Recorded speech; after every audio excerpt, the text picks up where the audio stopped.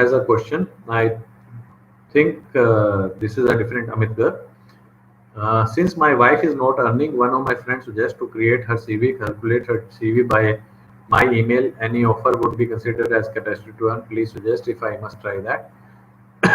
Suppose after 18 months interim is passed, January 2019, case filed June 2020, interim order, execution of maintenance from January 2019 can be filed till when? Sir, in affidavit, my wife has not shown any significant expenditure. Would she still get one-third of my salary? Should it not correlate with the expenses that he has filed? I think it should. What do you suggest? So Amit has asked me three different questions, and I'll answer all three of them. First of all, I'll not advise him to create any frivolous or fake proofs about the capacity to earn of the wife. I'm sorry, I don't advise people doing illegal things for their own gains. Men's right में हम एक बहुत बड़ी बात करते हैं कि हम झूठे मुकदमों के खिलाफ लड़ाई करते हैं, तो कृपया उसी को मेंटेन करें।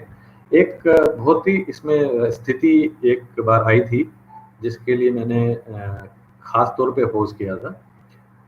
किसी का सुजेशन था कि अगर आपके और आपकी बहन के ऊपर 498 का केस लगा है और लड़की का भाई भी है, तो आपको चाहिए कि आप अपनी बहन से लड़की के भाई पे 354 का यानी मोलेस्टेशन का झूठा मुकदमा दर्ज करें।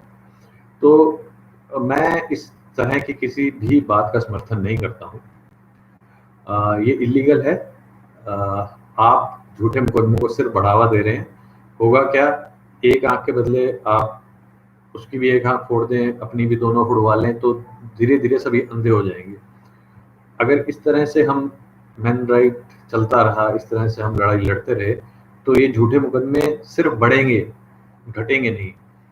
आपके ऊपर झूठा रेप का इल्जाम हुआ, अपनी बीवी से, बेटी से, बहन से, किसी और के ऊपर रेप का झूठा मुकदमा दर्ज करा रहे हैं, तो ये कोई बदला ही ले रहे हैं आप। इसमें कोई आप मेंस राइट के समर्थक हैं ये नहीं कर रहे हैं।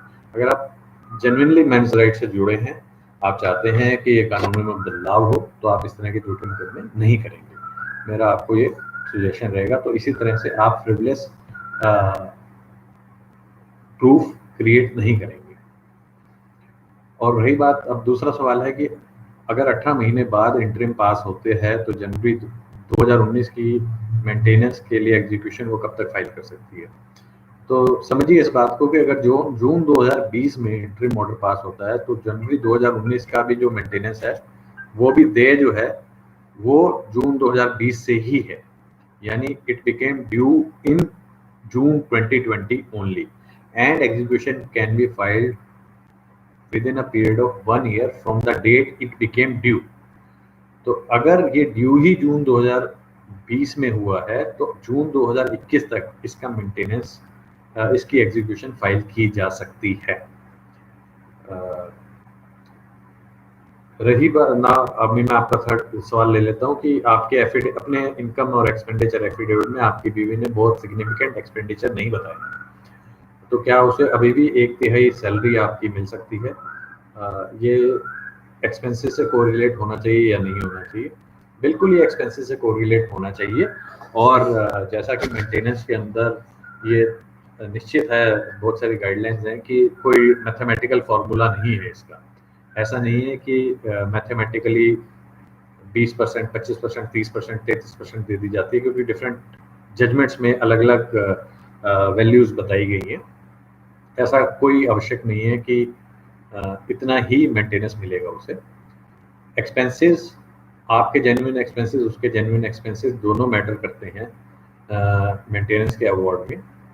आपकी जेन्युइन नीड्स, उसकी जेन्युइन नीड्स, अगर आपके परिवार में किसी की कोई जेन्युइन नीड्स हैं तो वो ज़रूर और ज़रूर मेंटेनेंस के अवार्ड पे इफेक्ट डालता है।